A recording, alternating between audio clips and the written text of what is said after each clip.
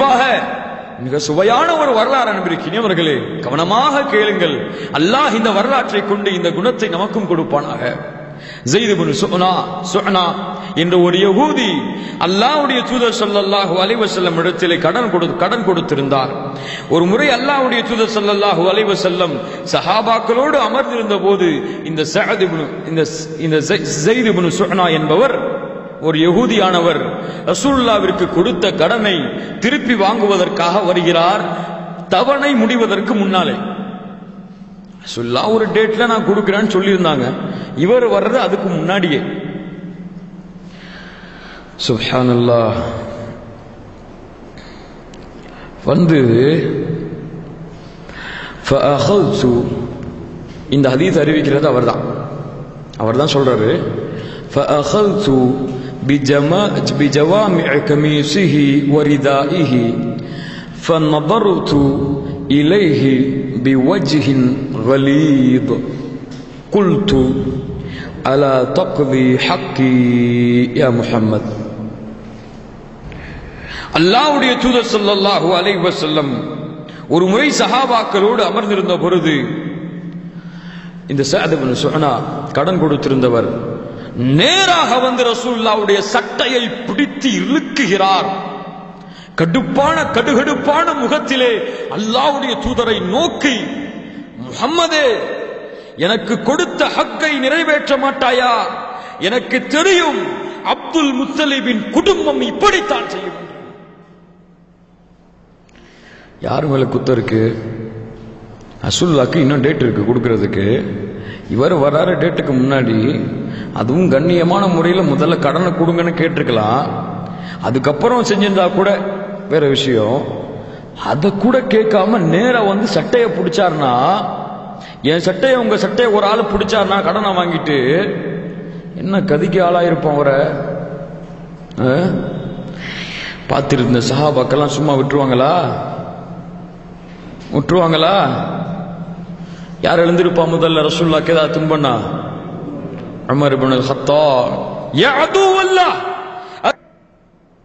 அல்லாஹ்வின் எதிரி யகூதியே, யாரிடத்தில் இப்படி நடந்து கொள்கிறாய்? ரசூலுல்லாஹ் கட்டளையிட்டால் போதும் உன் தலையை வெட்டி விடுவேன். காரணமான கோபம், தேவையான கோபம். ஹபீபுடைய சட்டையை பிடித்தால் எவர் சும்மா விடுவான்? யாரால் சும்மா பொறுமையாக இருக்க முடியும்? ஹபீபுடைய காலிலே ஒரு சின்ன முள் தைப்பதை கூட தாங்க முடியாத சஹாபாக்கள் ரசூலுல்லாஹ்விடத்திலே ஒருவர் சட்டையை பிடித்தால் சும்மா விடுவார்களா? அல்லாஹ் அக்பர். காட்சியை பார்த்துக் கொண்டிருந்த அல்லாஹ்வுடைய தூதர் ஸல்லல்லாஹு அலைஹி வஸல்லம் உமரை பார்த்து தன்னுடைய முகத்தை சிரித்தவர்களாக திரும்புகிறார்கள். யா உமர், அன வஹுவ குன்னா அஹ்வஜு இலா கைரி ஹாதா. உமரே, நானும் இவரும் உன்னிடத்திலே இந்த குணத்தை அல்லாத வேறு குணத்தை அல்லவா எதிர்பார்த்திருந்தோம், நாடியிருந்தோம். அந்த முருனி பிஹஸ்னில் அதா, எனக்கு நீ உமரை கட்டளையிட்டு இருக்க வேண்டும். நபியே கடனை கேட்கிறார், நல்ல முறையிலே திருப்பி கொடுங்கள் என்று. உமருக்கு தெரியாது கடனை கேட்கறதுக்கு முன்னாடி வர்றாங்கன்னு சொல்லி. ரசூலுல்லாஹ்வும் சொல்லலை. சுப்ஹானல்லாஹி ரப்பில் ஆலமீன். என்ன குணம் பாருங்கள், யோசிச்சு பாருங்க, அப்பதான் புரியும். சும்மா கதை கேட்ட மாதிரி கேட்டா புரியாது. அவ்வளவு பெரிய குணம் இருந்தால் சுப்ஹானல்லாஹ். அப்புறம் வதமுருஹு பிஹஸ்னி தபா اذهب به يا عمر فاعته حقه وزد 20 ساعا من التمر. உமரே, அழைத்து கொண்டு செல் இவரை.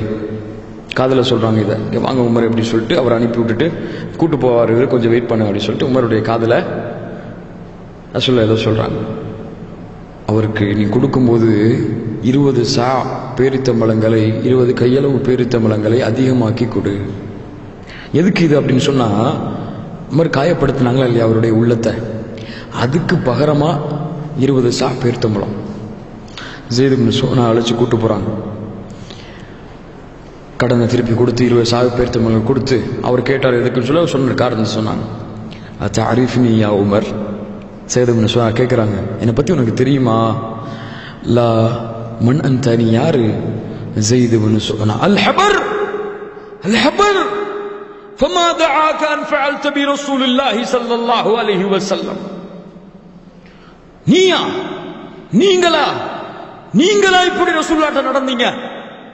ஸைத் இப்னு சுஹா அந்த காலத்தில் யகூதிகளே சிறந்த ஒரு மார்க்க அறிஞர். அப்ப கேட்டாங்க, ஆமா நான் தான் நடந்துக்கிட்டேன். யா உமர், நான் எதுக்காக அப்படி நடந்துக்கிட்ட தெரியுமா? என்னுடைய வேதத்தில் ஒரு குணத்தை படித்தேன், ரசூலுல்லாஹ்வுடைய ஒரு குணத்தை படித்தேன். அந்த குணம் என்ன குணம்னா, அறியாமை மிஞ்சும் பொழுது சகிப்புத்தன்மையோடு நடந்து கொள்ளுவார் அந்த தூதர் என்ற குணத்தை நான் படித்தேன். நான் இதை இப்போ அந்த தூதர்கிட்ட பார்த்துட்டேன். உமருடைய கையை பிடிச்சி சொன்னாங்க, உமரே, உனக்கு நான் சாட்சி சொல்லுகிறேன், நான் இஸ்லாமிய மார்க்கத்தை ஏற்றுக்கொள்கிறேன். இந்த ஹிதாயத்துக்கு காரணம் எங்கே? சபப் ரசூலுல்லாஹ்வுடைய குணம். ஒருவேளை நடந்திருக்காது, அல்லாஹ் மன்னிப்பானாக, ரசூலுல்லாஹ் கோபப்பட்டிருந்தால் ஹிதாயத் இதான். அன்பிற்கினியவர்களே, அல்லாஹ்வுடைய தூதர் ஸல்லல்லாஹு அலைஹி வஸல்லம் அவர்களுடைய குணம். ஒரு முறை ரசூலுல்லாஹி ஸல்லல்லாஹு அலைஹி வஸல்லம் கை அருகிலே ஒரு வாளை வைத்துக் கொண்டு ஒரு மரத்தின் அருகிலே ஓய்வெடுத்துக் கொண்டிருக்கிறார்கள். ஒருவர் வருகிறார், வந்து ரசூலுல்லாஹ் வைத்திருந்த வாளை எடுத்து, ஒரு எதிரி வந்து ரசூலுல்லாஹ் பக்கத்தில் இருந்த வாளை எடுத்துட்டு ரசூலுல்லாஹ் தூங்கிட்டு இருக்காங்க. எழுந்து பார்த்த உடனே வாளோட நிற்கிறார்.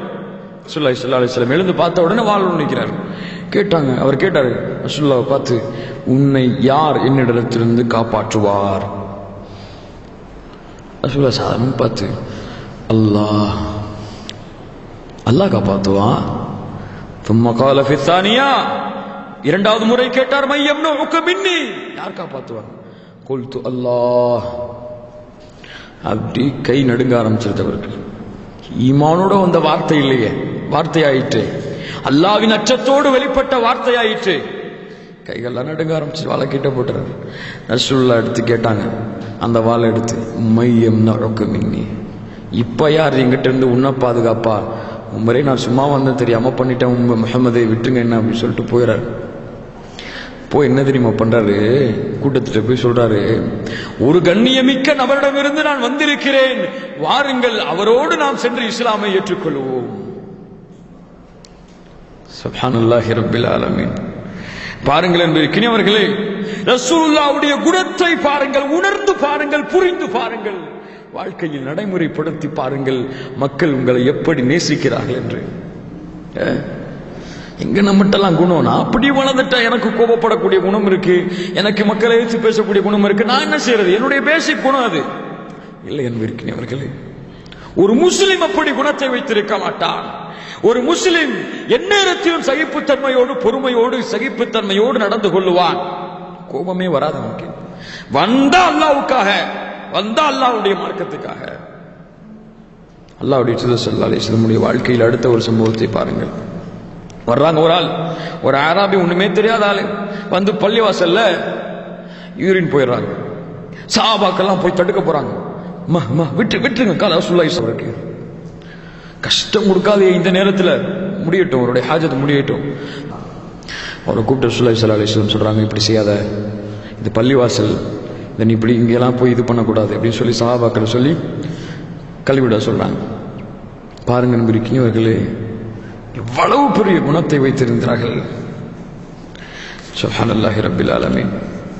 அது போன்று அல்லாஹ்வுடைய தூதர் ஸல்லல்லாஹு அலைஹி வஸல்லம் அமானிதங்களை பேணக்கூடியவர்களாக தங்களுடைய குணத்தில் மக்கள் பெரிதாக கருதிய அல்லாஹ்வுடைய தூதர் ஸல்லல்லாஹு அலைஹி வஸல்லம் உடைய குணத்தில் மிகச்சிறந்த குணம் அமானிதங்களை பேணுவார்கள், வாக்குறுதிகளை பேணுவார்கள்.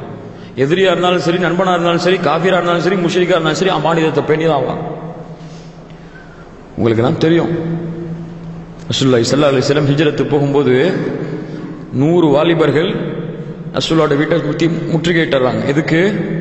ரசூலுல்லாஹ்வை கொலை செய்யறதுக்கு. ஸல்லல்லாஹு அலைஹி வஸல்லம் ரசூலுல்லாஹ் அலியை கூப்பிட்டு என்ன சொல்றாங்க? இங்கே முஷ்ரிக்குடைய சொத்து இருக்கு, என்கிட்ட பாதுகாப்புக்காக கொடுத்துட்டு போயிருக்காங்க, அவங்களுடைய சொத்துக்களை நீங்க திருப்பி கொடுத்துருங்க. அந்த முஷ்ரிக்கு தான் வெளியே ரசூலுல்லாஹ்வை வாளால வெட்டதுக்கு நிற்கிறார். அந்த முஷ்ரிக்கு தான் ரசூலுல்லாஹ்வை வெட்டுவதற்காக வீட்டின் வாசலில் காத்து கொண்டிருக்கிறார்கள். ரசூலுல்லாஹ் சொல்றாங்க, காலைல எழுந்த உடனே அவங்களுக்கு கொடுத்துருங்க அந்த சொத்துக்களை. சுப்ஹானல்லாஹி ரப்பில் ஆலமீன். எங்க படிக்கிறோம் நம்மெல்லாம்? எங்க இருக்கிறோம்? அந்த மாதிரி அழிப்படுத்துறாங்க. காலைல எழுந்து எல்லாருடைய சொத்துக்களையும் பங்கு வச்சிடறாங்க. சுப்ஹானல்லாஹி ரப்பில் ஆலமீன். அது போன்ற அன்பிற்கினவர்கள் ரசூலுல்லாஹ்வுடைய குணங்களை நாம் வரிசையாக பார்த்து கொண்டே வருவோம், நேரம் குறைவாக இருப்பதால். ரசூலுல்லாஹி ஸல்லல்லாஹு அலைஹி வஸல்லம் எவ்வளவு பாவம் செய்திருந்தாலும் சரி, தன்னுடைய தோழர்கள், தன்னுடன் வாழ்ந்தவர்கள் அவர்களை மன்னித்து விடுவார்கள், மறந்து விடுவார்கள். அந்த பாவங்களை அவர்களை மன்னித்து அவர்களுக்கு இஸ்லாமிற்கு வழி கொடுப்பார்கள். முக்கியமா நம்ம புரிஞ்சு கொள்ளணும் இந்த சம்பவங்களை. நம்முடைய வாழ்க்கையில இன்னும் இந்த குணத்தை வச்சிருக்கோம். ஒரு ஆள் சண்டை போட்டார் நம்மள்கிட்ட, நம்ம குடும்பத்தில் ஒரு ஆள் நம்மளை ஏற்று பேசிட்டார், நம்மளை சண்டை போட்டு பிரிஞ்சு போயிட்டார் சொன்னா பிரிஞ்சு போனதான். அவரை மன்னிக்கிறது எதுவும் கிடையாது. அவரை எப்படிதான் மன்னிக்கிறது? என்னை பத்தி பேசிட்டார், என் குடும்பத்தை பத்தி பேசிட்டார், என் தம்பி அடிச்சிட்டாரு, எங்க அக்கா அடிச்சிட்டார். இன்னைக்கு சமுதாயத்தில் பெரிய பிரச்சனை.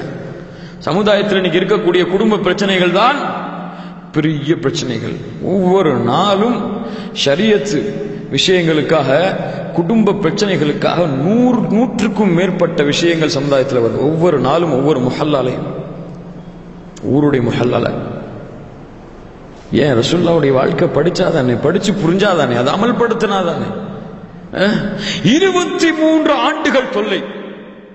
மக்கால 10 வருஷம் 13 வருஷம் அடிக்கிறாங்க, துரத்துறாங்க, சொந்த ஊரை விட்டு. மனைவியை இழந்தாச்சு, பிள்ளைகளை இழந்தாச்சு, குடும்பப்படுத்தி சஹாபாக்கள் பாதி பேரை இழந்தாச்சு. சுமையாவை அழிச்சாச்சு, அம்மாரை அழிச்சாச்சு, எல்லா சஹாபாக்களையும் துன்புறுத்தி விட்டார்கள் மக்கா காஃபிர்கள், குறைஷிகள். மதீனாவுக்கு போறாங்க நிம்மதி தேடி, அங்கேயும் போருக்கு வந்துட்டாங்க. 10 வருஷம் போர், தொடர்ச்சியான போர். எல்லா சஹாபாக்கள், எத்துணை பெண்கள் விதவையானார்கள், எத்துணை சிறுவர்கள் தந்தை இல்லாமல் அனாதையானார்கள். எல்லாம் முடிஞ்சு போச்சு, கொன்று ஒழிச்சிட்டாங்க முஸ்லிம்களை. 23 வருஷத்துக்கு அப்புறம் ஃபத்ஹுல் மக்கா, மக்காவை வெற்றி கொள்றதுக்காக அல்லாஹ்வுடைய தூதர் ஸல்லல்லாஹு அலைஹி வஸல்லம் உள்ள நுழைறாங்க. காஃபிர்கள்லாம் வீட்டுக்கு ஓடி போயிட்டாங்க. என்ன ஆக போதோ, என்ன கதிக்கு ஆளாக்க போறாங்களோ, முஹம்மதும் அவருடைய தோழர்களும் நம்மை வெட்டி சாய்த்து விடுவார்கள், இன்னைக்கு முடிஞ்சு போச்சு, அவ்வளவுதான் ஹலாஸ் அப்படின்னு சொல்லிட்டு எல்லாம் வீட்டுக்கு ஓடிட்டாங்க. ஒளிறாங்க ஓடி ஓடி. ரசூலுல்லாஹி ஸல்லல்லாஹு அலைஹி வஸல்லம் அப்படி தலையை குனிஞ்சுக்கிட்டே அல்லாஹ்வை புகழ்ந்துக்கிட்டே மக்கால வராங்க. அப்போ ஒரு ஆள் சொன்னாரு, இன்னைக்கு மக்காவுடைய கண்ணியம் பாதுகாக்கப்படாது, மக்காவில் உள்ளவர்கள் மீது இரக்கம் காட்டப்படாது, வெட்டி சாய்க்கப்படும். ஒரு சஹாபி ரசூலுல்லாஹ்ட்ட கேள்விப்பட்டு சொன்னாங்க, யார் கூறியது அப்படி? மக்காவின் புனிதம் இன்று பாதுகாக்கப்படும், இன்று காஃபிர்கள் மீது இரக்கம் காட்டப்படும். சுப்ஹானல்லாஹி ரப்பில் ஆலமீன். 23 வருஷங்க, 23 வருஷம் தொல்லை. அங்க இருப்பாங்க, தன் சாச்சாவை கொன்னவர் இருக்கான், தன் பிள்ளைகளை கொன்னவர் இருக்கிறார்கள், தன் மனைவியை கொலை செய்தவர்கள் இருக்கிறார்கள், தன் சகோதரனை குடும்பத்தை வேரோடு அழித்தவர்கள் இருக்கிறார்கள். ரசூலுல்லாஹ் போனாங்க அவங்கள்ட்ட, எல்லாத்தையும் கூட்டி வச்சுக்கிட்டு, மத்ததுன்னூன அன்னி ஃபஇலுன் பிக்கும், என்ன செய்வேன்னு நினைக்கிறீங்க, என்ன செய்வேன்னு நினைக்கிறீங்க என்ன சொன்னாங்க. எல்லா காஃபிர்களும் அஹுன் கரீம் வப்னு அஹின் கரீம், கண்ணியமிக்க மகனின் பிள்ளை, கண்ணியமிக்க மகன் நீங்கள், அவ்வளவுதான் சொன்னாங்க. ரசூலுல்லாஹ் சொன்னாங்க, லா தத்ரீப அலைக்கும் அல்யௌம், உங்கள் மீது இன்றைய தினம் பழி தீர்க்கப்படாது, அன்துமு துலகா, நீங்கள் மன்னிக்கப்பட்டு விடப்பட்டவர்கள். எப்படி இருக்கும்? எப்படி இருக்கும்? சுப்ஹானல்லாஹி ரப்பில் ஆலமீன். யோசிச்சு பாருங்க நண்பர்களே, ரசூலுல்லாஹி ஸல்லல்லாஹு அலைஹி வஸல்லம் உடைய குணத்தை மன்னிச்சிடறாங்க. அவ்வளவு தொல்லை கொடுத்திருந்தாலும் அன்துமு துலகா, சாதாரணமாக சொன்னாங்க, மன்னிச்சிட்டோம், போயிருங்க, மன்னிச்சிட்டோம். சுப்ஹானல்லாஹ். அதுதான் என்னாச்சு, மக்கா குறைஷிகள் காஃபிர்கள் ஹிந்து இஸ்லாத்தை ஏற்றாங்களே, எதுக்கு? அபூ சுஃபியான் இஸ்லாமை ஏற்றாரே, எதற்கு? சுப்ஹானல்லாஹ். இந்த குணம், இந்த தன்மை, சுப்ஹானல்லாஹ். அது போன்ற அன்பிற்கினவர்களை அல்லாஹ்வுடைய தூதர் ஸல்லல்லாஹு அலைஹி வஸல்லம் மக்களுக்கு உதவி செய்யக்கூடியவராக, மக்களின் தேவைகளை நிறைவேற்றக்கூடியவராக இருந்தார்கள். எந்நேரமும் எப்போது அழைத்தாலும் சஹாபாக்களுக்கு ஏதாவது வீட்டு வேலை ஏதாவது வேலை இருந்தால் நேரம் ரசூலுல்லாஹ் கூட்டு போயிடுவாங்க. ரசூலுல்லாஹ்வை கூட்டு போய் வேலை நிறைவேற்றிட்டு வந்து விடுவாங்க. ஸல்லல்லாஹு அலைஹி வஸல்லம் பற்றி சஹாபாக்கள் சொல்றாங்க, ஸல்லல்லாஹு அலைஹி வஸல்லம் அதிகமாக அல்லாஹ்வை நினைவு கூறக்கூடியவர்களாக, அதிகமாக வீண் விளையாட்டுகளிலிருந்து வீணான விஷயங்களிலிருந்து விலகியவர்களாக, தொழுகை அதிகப்படுத்தியவர்களாக, ஹுத்பாவை சுருக்கியவர்களாக இருப்பார்கள். எந்நேரமும் யாருக்கு உதவி என்றாலும், எந்த அடிமைக்கு, எந்த அப்துக்கு, எந்த ஒரு மனிதருக்கு உதவி என்றாலும் அல்லாஹ்வுடைய தூதர் ஸல்லல்லாஹு அலைஹி வஸல்லம் அந்த உதவியை நிறைவேற்றுவார்கள். ஸல்லல்லாஹு அலைஹி வஸல்லம் வந்துகிட்டே இருந்தாங்க. ஒரு போர் முடிஞ்சு சஹாபாக்கள் பார்த்தாங்க, என்ன ரசூலுல்லாஹ் திடீர்னு காணணும்னு பார்த்தா ஒரு ஆராபி ரசூலுல்லாஹி ஸல்லல்லாஹு அலைஹி வஸல்லம் பின்னாடி இப்படி பிடிச்சி அந்த இதை பிடிச்சி அப்படியே தள்ளிக்கிட்டே போறார். காட்டரபிகள், அவங்களுக்கு என்ன தெரியும், ஒழுக்கம் தெரியாது, ஒன்றும் தெரியாது. இப்படி இந்த குடுமையை ரசூலுல்லாஹ் பின்னாடி பிடிச்சி அப்படியே தள்ளிக்கிட்டே போறார். மரத்துல ஓட்டிட்டார் ரசூலுல்லாஹ். என்ன வேணும் உனக்கு அப்படின்னாங்க ஸல்லல்லாஹு அலைஹி வஸல்லம். சஹாபாக்கள் அடிக்க வந்துட்டாங்க, விட்டுங்க, என்ன வேணும் உங்களுக்கு, இந்த மாதிரி எனக்கு சில இது தேவைகள் இருக்கு, இந்த மாதிரி எனக்கு சில ஹக்குகள் வரணும், கொடுங்க, கொடுத்து அனுப்புங்க அவருக்குட்டாங்க ஸல்லல்லாஹு அலைஹி வஸல்லம். தொழுகையில வந்துட்டாங்க, இகாமத்து முடிஞ்சு அல்லாஹ் அக்பர் தக்பீர் கட்டுறாங்க, சட்டையை பிடிச்சி எடுத்துட்டு போயிட்டாங்க. பின்னாடி ஒரு காட்டரபி பின்னாடியே எடுத்துட்டு போயிட்டாங்க. சஹாபாக்கெல்லாம் என்ன பண்றது, இமாமத் பண்ணுமே, ரசூலுல்லாஹ்க்கு முன்னாடி போக முடியாது, வெயிட் பண்ணிக்கிட்டு ரொம்ப நேரம் கழிச்சு வராங்க ஸல்லல்லாஹு அலைஹி வஸல்லம். எங்க போனீங்க அல்லாஹ்வுடைய தூதரே, அந்த அராபிக்கு ஏதோ வீட்டு வேலை இருந்துச்சு, என்னை பார்க்க சொன்னாங்க, பார்த்துட்டு வந்தேன்.